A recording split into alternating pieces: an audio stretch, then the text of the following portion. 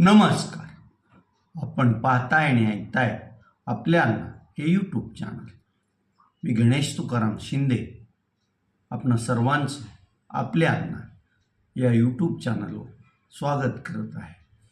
आज येडेश्वरी देवीच्या चैत्र यात्रेच्या मुख्य असा चुनखडी वेचण्याच्या दिवशी येरमाळ्यात आलेल्या सर्व दूरच्या भाविकांचं आपल्या अण्णा हे यूट्यूब चॅनल स्वागत करत आहे. तसं पाहिलं तर ही यात्रा म्हणजे दूरदूरच्या नातेवाईकांची चिंतकाची भेट घेण्याचं एक कारण पण ठरत असते. तर या यात्रेच्या निमित्तानं आज येरमाळ्यात अलोट अशी गर्दी लोटलेली पाहायला मिळते.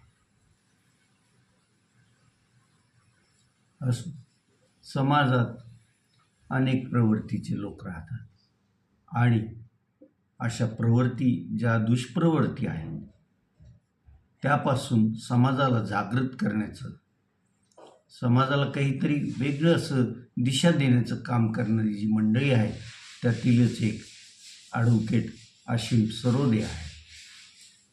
ॲडव्होकेट आशिम सरोदे गेल्या एका दशकापासून जागल्याचं काम इमान इतबारे करत असतात. मग त्यासाठी ते अगदी थेट चांद्यापासून बांद्यापर्यंत लोकांना जागृत करण्याचं काम ते करत आहेत. आज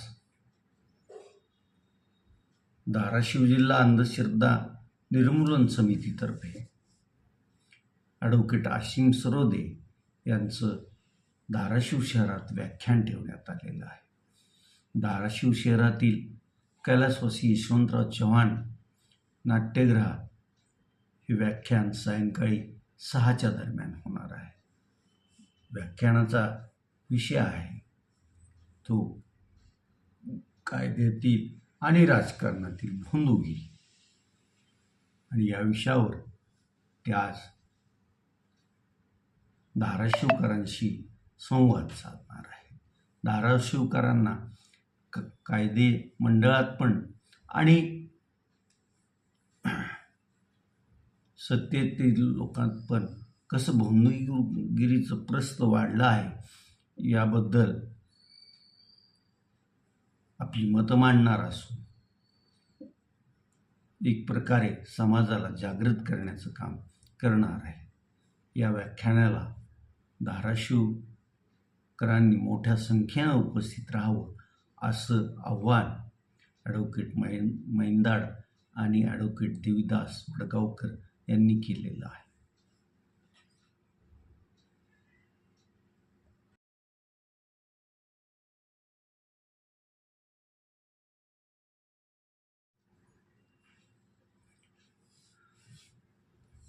काल चैत्र पौर्णिमेनिमित्त मोठ्या संख्येनं भाविकांनी तुळजापूर येथील तुळजाईचं दर्शन घेतलं आणि आई राजा उदो उदोचा जयघोष करत त्यांनी तो परिसर दणानून सोडलेला होता. अनेक मंडळी तुळजाभवानीला येडेश्वरीची मोठी बहीण मानतात आणि चैत्र पौर्णिमेला तुळजाईचं दर्शन घेतल्यानंतर ही भाविक मंडळी येरमाळा येथील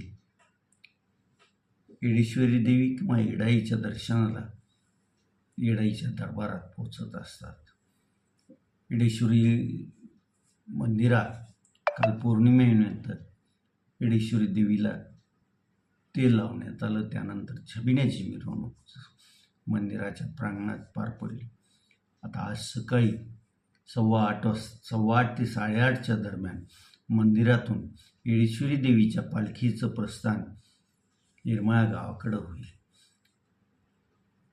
पालखी दत्तकल्लोळ, त्यानंतर विसावा, पूर्वी असलेला कवड्याचा आंबा इथून ढाशीवरून येरमाळा गावात प्रवेश करेल. येरमाळ्यातील वाणेगल्लीतून पालखी रोकडोबा हनुमान मंदिराच्या चौकात येईल. तिथून मग ती जिल्हा परिषद प्रशालेच्या नजीक असलेल्या गायकवाडांच्या शेतात, जिथं की चुनखडी वेचण्याचा महत्त्वाचा असा चैत्र यात्रेचा कार्यक्रम असतो, तिथे जाईल. तिथे काही वेळ पालखी थांबेल. भाविक त्या परिसरात आढळून येणाऱ्या 5 चुन्याचे खडे वेचतील आणि ते पालखीवर टाकतील. त्याचबरोबर चुनखडी मैदानावर जो पालखीचा ठेवण्यासाठी चबुतरा आहे, त्यावर ते ही चुनखडी वाहतील आणि मग तिथून पालखी पुढं शेगाव पंढरपूर मार्ग पास करून जिथं यात्रा भरते त्या आमराईत जाईल. आमराईत असलेल्या येडेश्वरी देवीच्या यात्रेसाठी स्थापन केलेल्या मंदिरात मग पालखीचं तिथं ठेवण्यात येईल आणि पुढील 5 दिवस येडेश्वरीच्या भाविकांना पालखीचं दर्शन आमराईमधील या मंदिरात घेता येईल. आज चुनखडी वेचण्याच्या कार्यक्रमाला ज्यावेळेस पालखी चुनखडीच्या मैदानात येते, त्यावेळेस तुळजापूरचे आमदार, भाजपचे जिल्ह्यातील सर्वेसर्वा म्हणून ओळखले जाणाऱ्या राणा जगजितसिंह पाटील यांच्यातर्फे पालखीवर हेलिकॉप्टरमधून पुष्पवृष्टी करण्यात येते. गेल्या 4-5 वर्षापासून नियमितपणे हा कार्यक्रम पार पाडतात. आजही हेलिकॉप्टरद्वारे येडेश्वरीच्या पालखीवर पुष्पवृष्टी करण्यात येणार असल्याची माहिती भाजपचे येरमाळा येथील प्रमुख नेते म्हणून ओळखले जाणारे विकास बारकुल, माजी उपसरपंच गणेश बारकुल यांनी दिली आहे. आजपासून 7 तारखेपर्यंत पालखीचा मुक्काम हा आमराई येथील मंदिरात राहणार आहे.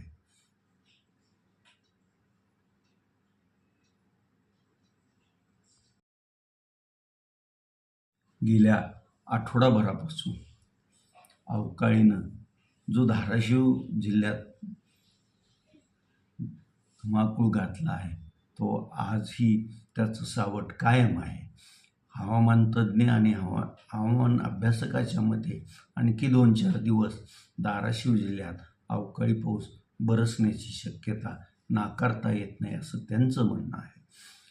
अवकाळी पावसामुळं धाराशिव जिल्ह्यातील तुळजापूर, उमरगा, लोहारा, धाराशिव, कळंब, वाशी, भूम आदी तालुक्यात शेतकऱ्यांचं अतोनात नुकसान झालं आहे आणि शेतकऱ्यांचं अवकाळीमुळे हे जे नुकसान झालं आहे, त्या नुकसानीचे महसूल यंत्रणेने तात्काळ पंचनामे करावे, नुकसान किती झालं याचा अहवाल द्यावा, असं आव्हान जिल्ह्याचे पालकमंत्री प्रताप सरनाईक यांनी केलं आहे. ते म्हणतात, मी दररोज जिल्ह्याचे जिल्हाधिकारी कीर्तिकिरण पुजार यांच्याशी संपर्क साधत असतो. त्यांनाही मी पंचनामे तात्काळ करा अशा सूचना दिलेल्या आहे, असं सांगत लवकरात लवकर पंचनामे व्हावे असं त्यांचं म्हणणं असून आपण शेतकऱ्यांना योग्य असं शासनातर्फे नुकसान भरपाई देण्यासाठी प्रयत्न करणार असल्याचं पण त्यांनी सांगितलेलं आहे.